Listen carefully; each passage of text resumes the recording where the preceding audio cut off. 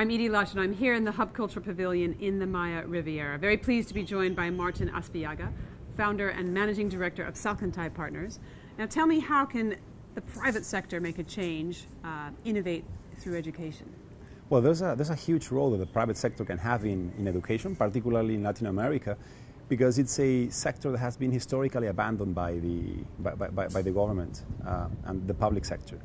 And there's so much innovation going on in education today, and we're still using the same 19th century framework to educate people. So one of the spaces where we found a huge role for the private sector is, for example, in technical education. And why? Well, the public sector in Latin America, and I can use Peru as an example, that's where we invest, is very focused now in bridging the gap in what we call K-12, which is teaching young kids to the basic skills, to read and write. But then when these kids graduate and they need to think about the skills that they need to work in the in the real sector, public universities and many private options as well offer traditional options that are not suited for the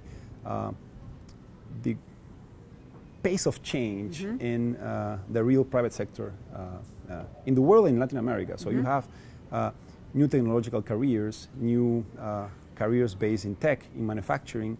You have a whole range of new careers and options appearing, and we still have people studying law. We have still people studying traditional ways of studying engineering.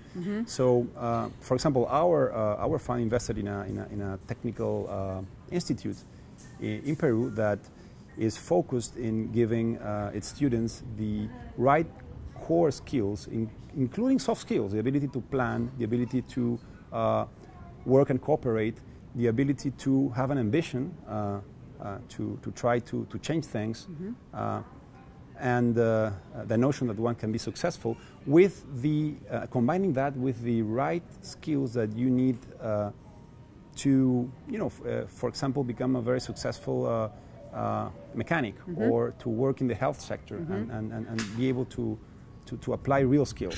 Right. That is something that's very difficult for a traditional public sector-led initiative to solve, because you need to bring into action a lot of stakeholders. You need to, for example, talk to the companies in the real sector to understand the needs that they have.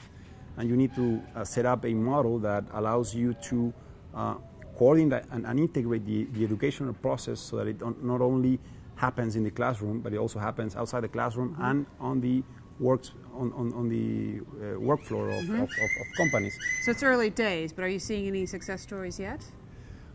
Well, of course, for example, one of the most successful projects we have is a project that has a participation of the private sector and the public sector. So you have it's a scholarship program that allows people that come from the poorest regions of Peru to study technical careers and be able to, they're able to study and acquire skills and then go and work in the real sector. And so many of these kids have come with a lot of gaps.